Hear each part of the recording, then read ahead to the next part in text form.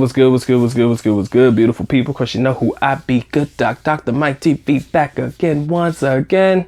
Instant classic in the making, guys. Y'all make sure y'all get the like, subscribe, notify, do all the good things, make yourself well versed in the good docs content. Everything you should need to know is listed in the links in the description area. Right down there. All right, so let's go ahead and get into this one today. Shout out to my brother Reginald Graham, giving my man his shout out because he was the one that inspired this video. He is the one that actually desired for the good doc to make this particular video.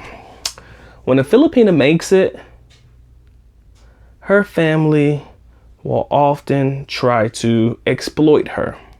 Okay? When a Filipina makes it, her family will often try to exploit her. Let's go ahead and dive deep into this one because I think this is something that foreigners need to know. You guys should already be aware of this, but for those that are not in the know, let the doc bring you to the forefront of the line. Sit down in the first row, get your pen and paper because we about to detail some shit for you guys real quick. Okay?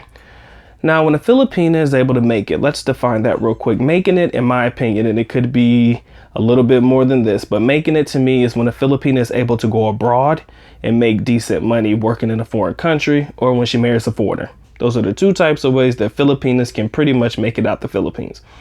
Work abroad, marrying a foreigner.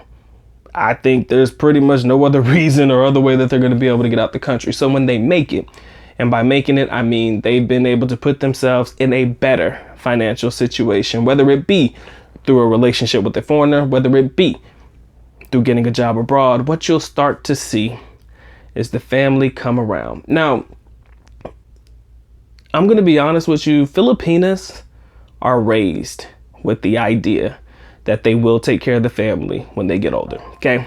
That's just normal cultural custom, whatever you want to call it. It is what it is. Okay.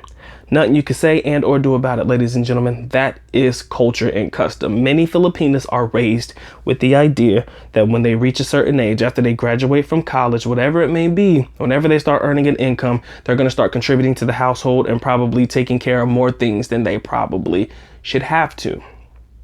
That's just the way that they're raised.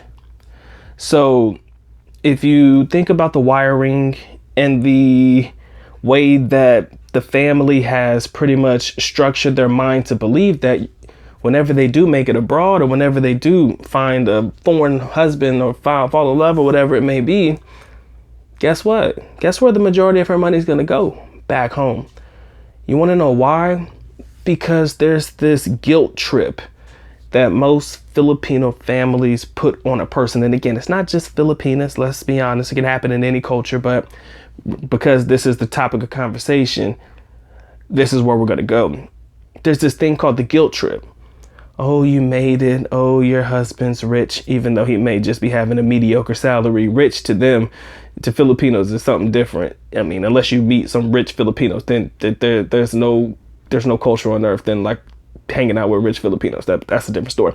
Anyways, rich to most Filipinos, like the ones that are from the, not necessarily from a financially stable background, rich to them is not necessarily a lot. So they'll say, oh, you got this rich husband and, oh, you're making money, you just leave us, you're just, your cousin's sick or somebody needs to go to college, somebody needs to go to the hospital. There's this guilt trip that the family puts on these women that force them to send money. Now, as a foreigner, I'm not going to lie, this is a problem because you want to be able to do as much as you can for your significant other.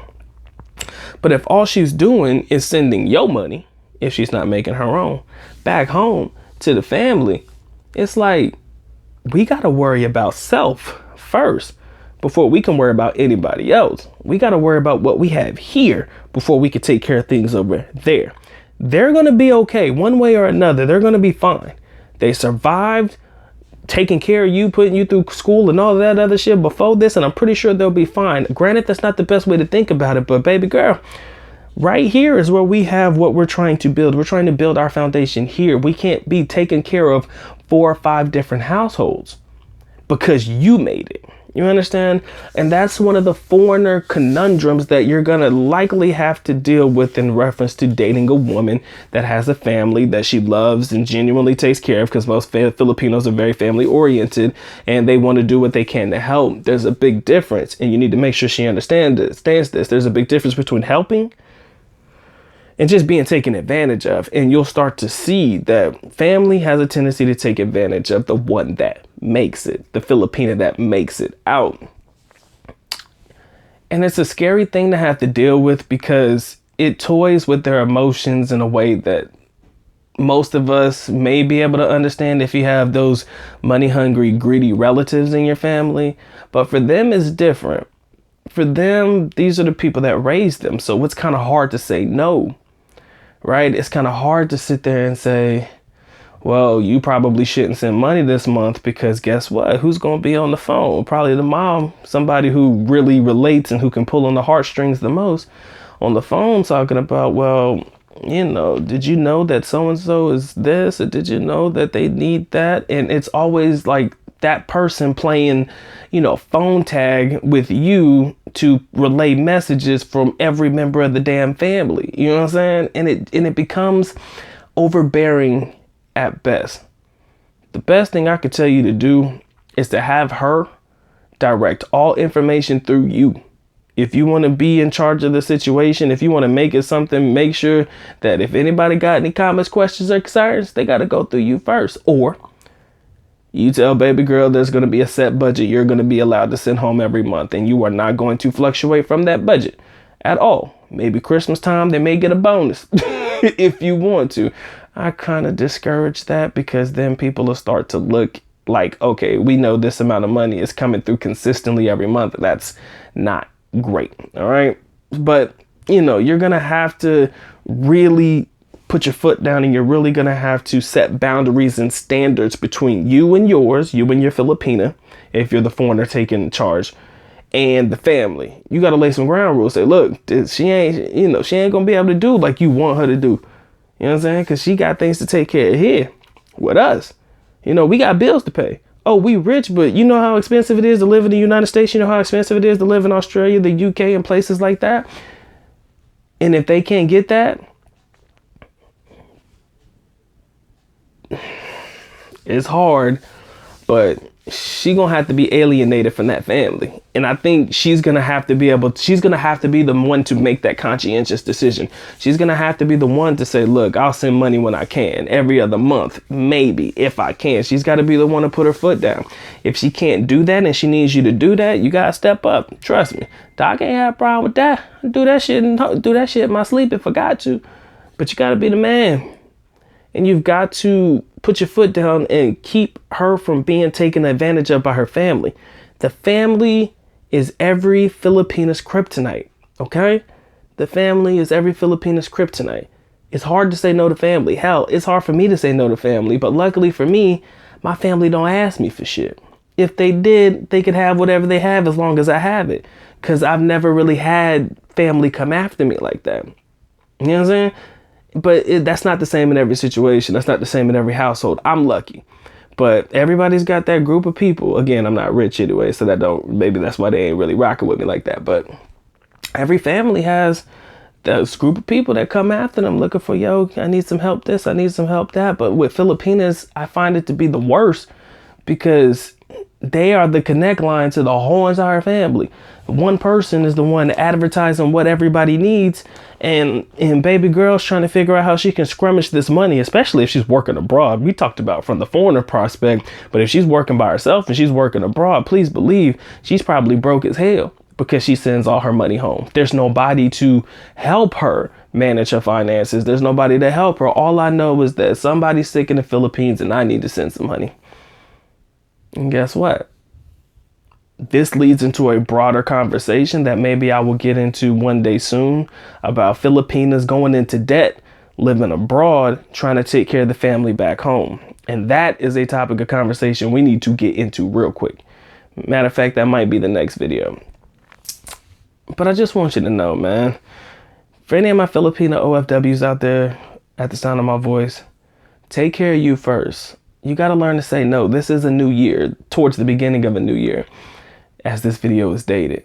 And I want you to be able to take care of you, boo. All right? Because this in the money all the time, it's going to hurt you more than it's going to help you. Because you know what? When you are at the point of retirement, or when you no longer feel like you can really do this job or do the job abroad that you've been doing, you got two options. You can go home to nothing or keep working your hand to the bone. Because 9 times out of 10, they just going to spend your money. They ain't going to save it for you. They ain't going to open up a business or get something started so that you have something to come back to. Please. That's just a waste of your breath if you think that's going to happen. So you need to think long and hard, baby, about what you're doing with your future. Okay? I care more about your future than I think most of y'all do. Because I hate the fact that you work your ass to the bone for 20 years or so and you come back home to what? Nothing? Think about this. And I'm going to leave you with this, all right? Because this is something that I think about a lot. Most OFWs have kids. You miss out on graduations. You miss out on watching your kids grow up. You miss out on all this shit. And for what? To be able to help provide for your family. Can you imagine if you missed out on all that shit and you come back home to nothing? Nothing. They done spent it all. Your kids barely know you. I mean, and this some deep shit, man. I'm be honest with you. Your kids don't really know you. They know you through a Skype call every now and again, Zoom call or whatever you use, Facebook Messenger. That's all they know you as, or that's all they've been able to communicate with you for the last 20, 15, 10 years, 15 years or so. So now the relationship with your kids is minimal at best, limited at best. No money. It ain't a life for you. Damn sure ain't a life for me, man. I'll tell you right now. And I hope that a little bit of financial education help y'all, man. I swear. Don't know how I'm gonna get it to you, but y'all need it. Swear y'all do. Because they're sending money back home to the family and you allowing your family to take advantage of you in your most vulnerable state when there's nobody to actually help you figure out whether you can or cannot send money. You just send it because they asked for it. It's a no-go, boo-boo. It's not gonna help you, all right? So this has been a good message from the good doc. A good message from the good doc, man. I've learned the family will try to take advantage. Just be careful, ladies. Just be careful. Gentlemen, my foreigners, you might have to step up to the plate and take care of that on your own. Just gonna throw that out there. All right? This has been a message, man. Y'all stay care. Y'all stay blessed. With that being said, good doc is officially out. At least Nico. Which means I'm going now. Bye-bye. As always, love you guys. Sincerely do. Mahagita. Mabuhay. Peace.